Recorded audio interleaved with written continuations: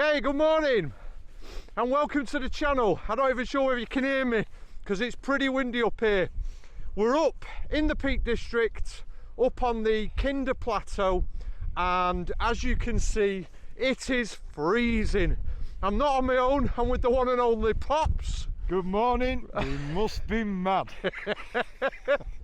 And you might be thinking to yourself, what on earth are them two nut jobs doing out on the Kinder Plateau in well below minus temperatures, in thick snow, and there's a huge bank of clouds on its way which could be dumping some more?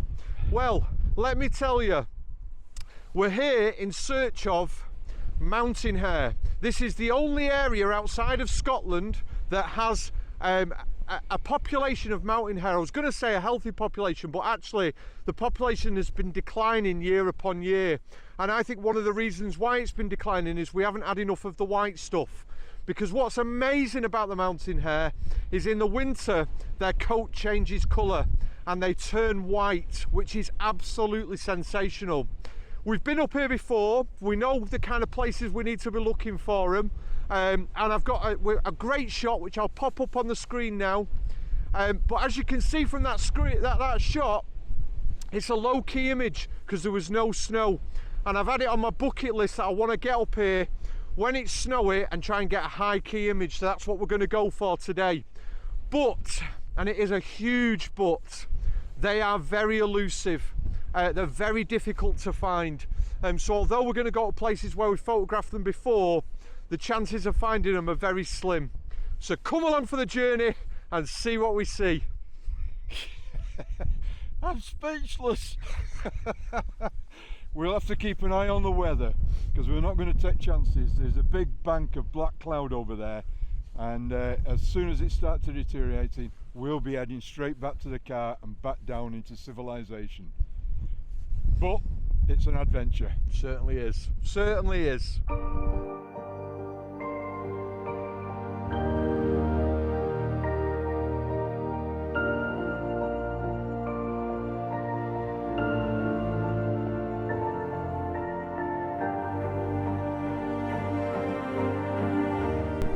So as you're walking around, you've got to keep your eyes peeled all the time, and what I'm looking for is any signs of the hares. What I've come across here are some hair droppings. So these are hair droppings. I mean, they're frozen solid, so they're fairly old, but these are the kind of things we should be looking for, so we've got an idea of where the hares are. So the hares have quite an interesting fact, don't they, Pops? They certainly do. Because the vegetation is so poor up here, the hares actually eat their own poo to try and extract every bit of nourishment out of it. None of the other hares do that. Yeah, and I'm not surprised because there is next to zip for them to eat up here, is there? Particularly when the weather's like this. So. Absolutely, yeah. Onwards and upwards. Yeah.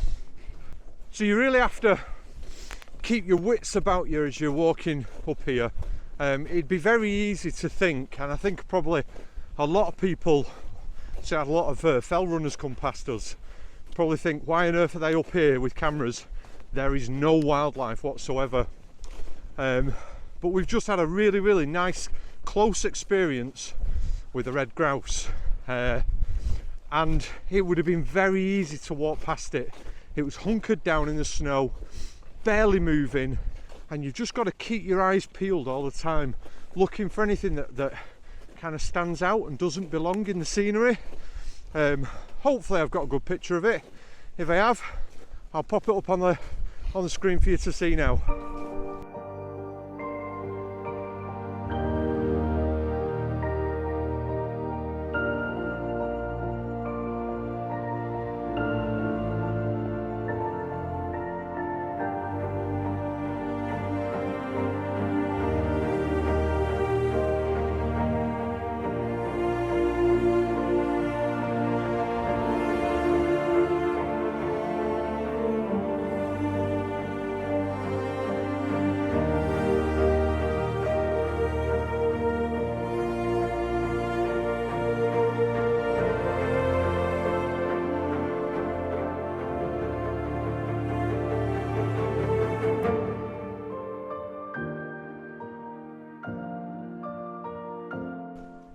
So while we're walking along, just talk about kit. I'm with the Nikon Z9 with the F-mount converter on, and I've got my old faithful 500mm f4 lens on. It's a bit of a battle axe, it weighs a ton, but I'm still getting really sharp images with it, and I'm really pleased with it. Pops, however, because he's loaded, has got a different lens on him today, so I'll let him explain what he's got. I've got the Nikon 800mm f6.9 PF prime lens. I've only had it a few weeks, so I'm still getting used to it, but it's a lovely lens, but damned expensive. So there you go, two different lenses, two different focal lengths, and we'll have a look at what some of the images they produce. You can probably tell from Pops there, it's quite heavy going underfoot. Although it's a plateau, we're on quite steep ground here, and we are moving in snow, which is always difficult to walk in, so that's hence the reason why we're blowing a little bit. So one of the issues with the Kinder Plateau, and I'm hoping that the camera now does it justice, is that when you've got low cloud, which we have today, and you've got snow lying on the ground, you get a whiteout. And the problem with the Kinder Plateau is it all looks exactly the same. So it's probably an important point at this point to start talking about safety. When you're coming out into remote areas like this, it's really important that you keep yourself safe. I've got a map, a compass, and most importantly, I know how to use them. We've notified people where we're going, when we're likely to be back, and all of these things are just little safety nets in case you need them. I don't think the map will come out of my pocket today, but it's there should I need it, and that's what's really essential. You're just covering every eventuality. Now, I was talking about footprints before, and why they give the game away, so I'm just going to show you something. Okay, so what we have here directly in front of us are hair tracks, and those hair tracks go off in that direction. Now, they're quite old hair tracks, and you can tell that from the fact that the snow started to form back around the holes, but we're definitely in the area now where we might find hair. So it's just a case of keeping your eyes peeled, keeping your volume down, and fingers crossed we'll get an encounter. The term needle in a haystack springs to mind. So the strategy I use for finding them is what 3 words. So I go off, when I've seen them in the past, I record that site on what 3 words, and then I use that to come back to the same point. Then what I also do is follow tracks.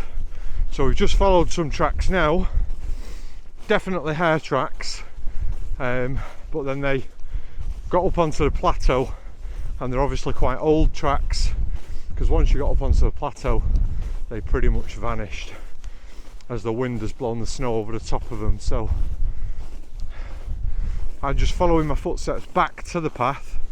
We'll pick up the path and carry on and go to the next spot.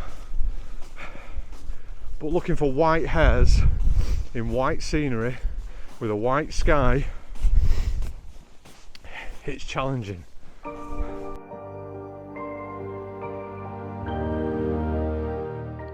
Shortly after recording that final piece to camera, the weather turned. It got colder and colder. The batteries all ended on all of the devices that I had due to the cold weather, and Pops was finding it increasingly more difficult underfoot. So we decided to call it an end. An end to a fantastic day out on the moors, but without that elusive mountain hare. Until next time, ta-ra.